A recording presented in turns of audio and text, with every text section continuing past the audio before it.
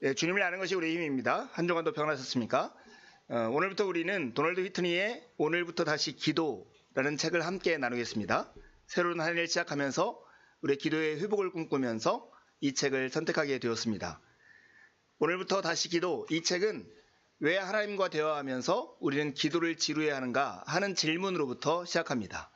그 문제점을 찾고 해결책을 알아보고 방법을 우리에게 제시하는 것이 오늘 이 과의 목적입니다. 하나님과 대화하면서 지루해하는 이유, 그 문제점은 무엇일까요? 진짜 문제는 기도하는 사람에게 있는 것이 아니라 기도하는 방법에 있다는 것입니다. 사람들이 하나님과 대화하면서, 그것도 자기에게 지극히 소중한 일을 대화하면서 지루해하는 이유가 무엇일까요? 우리가 하나님을 사랑하지 않아서 그럴까요? 우리가 기도하는 문제나 사람들에 대해서 별로 관심이 없기 때문일까요? 아닙니다. 여러분이 체험하는 기도가 겉으로는 이처럼 마음을 산만하게 하고 지루하게 만들지 모릅니다. 하지만 여러분 안에 성령께서 거하신다면, 다시 말해 여러분이 거듭난 사람이기만 하다면 문제는 여러분 자신이 아니라 여러분이 기도하는 방법이라고 분명하게 이야기할 수 있습니다. 존 파이퍼 목사가 이렇게 얘기했습니다. 어떤 일이나 사람들을 위해서 기도하려고 할 때 말씀이 내 기도를 이끌도록 맡기지 않으면 여러 가지 문제가 발생합니다. 우선 심하게 중언부언하는 기도로 흘러가게 됩니다. 처음부터 끝까지 똑같은 내용을 반복하게 됩니다. 또 한 가지 문제는 마음이 길을 잃고 헤매게 되는 것입니다. 맞습니다. 말씀이 내 기도를 이끌도록 맡기지 않기 때문에 생기는 문제인 것이죠. 실제 우리의 기도의 현실을 보면 진부하고 뻔한 일에 관한 기도로 일관하기일 수 있죠. 여러분들 어떤 모임이든 교회에서 몇 명의 사람들을 임의로 선택해서 5분에서 10분 동안 홀로 기도하는 시간을 갖도록 각 사람에게 요청한다면 대부분이 동일하게 다음과 같은 6가지 주제에 관해 기도하리라고 자신 있게 단언할 수 있습니다. 자신의 가족에 대해서, 자신의 미래에 대해서, 자신의 재정 형편에 대해서, 자신의 직업과 학업에 대해서, 그리스도인들의 관심사인 교회 생활에 대해서, 자기가 닥치고 있는 삶의 위기에 대해서 기도하는 것이죠. 여러분은 어떻습니까? 그렇다면 우리는 이 지루하고 진부하고 뻔한 기도에 대해 어떻게 해결해야 할까요? 간단하고 영구적인 해결책이 있습니다. 그것은 말씀으로 기도하기입니다. 여러분이 오랫동안 진부하고 뻔한 말로 기도해 왔기 때문에 다른 방식으로 기도하는 법을 쉽게 배울 수 있다는 사실이 믿기 어려울 수 있습니다. 하지만 방법이 있습니다. 진부하고 뻔한 일들에 관해 진부하고 뻔한 말을 반복하는 판에 박힌 기도를 바꾸는 간단한 해결책은 무엇일까요? 이렇게 말할 수 있습니다. 기도할 때 성경 구절로, 그 중에서도 특히 시편으로 기도하라는 것입니다. 성경 구절로 특히 시편으로 기도하는 것, 이것이 해결책입니다. 말씀으로 기도하는 법, 구체적으로 어떻게 해야 한다는 말일까요? 여러분이 하는 일은 기본적으로 성경 말씀을 묵상하는 가운데 마음에 떠오르는 여러 가지 일들에 대해서 그 말씀으로 기도하면 됩니다. 여러분이 하는 일은 하나님의 마음과 영에서 샘솟는 말씀이 여러분의 마음과 정신을 휘젓게 한 후에 그것을 하나님께로 되돌려 드리는 것입니다. 이렇게 할 때 하나님의 말씀은 여러분이 드리는 기도의 날개가 됩니다.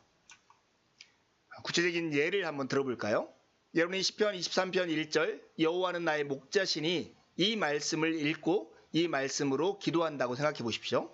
이렇게 기도할 수 있습니다. 주님, 주께서 나의 목자가 되심을 감사드립니다.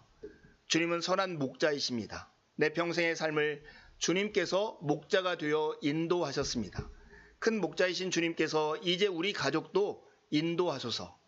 그들을 세상길에서 보호하시고 하나님의 길로 이끄소서. 주님, 내가 앞두고 있는 장래의 일을 올바로 결정하도록 나를 인도하소서. 참 쉽지 않습니까? 그런데 우리가 말씀으로 기도하다 보면 또 다른 질문들이 생기죠. 말씀을 읽었는데 말씀이 이해가 되지 않거나 말씀이 이해가 되었으나 떠오르는 생각이 없다면 어떻게 해야 할까요?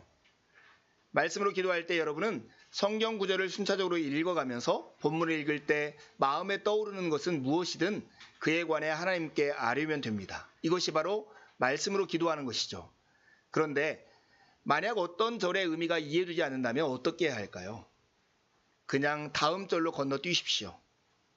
또 그 구절의 의미가 명료하기는 하지만 마음속에 기도할 내용이 전혀 떠오르지 않는다면 어떻게 해야 할까요? 그때도 다음 절로 넘어가십시오.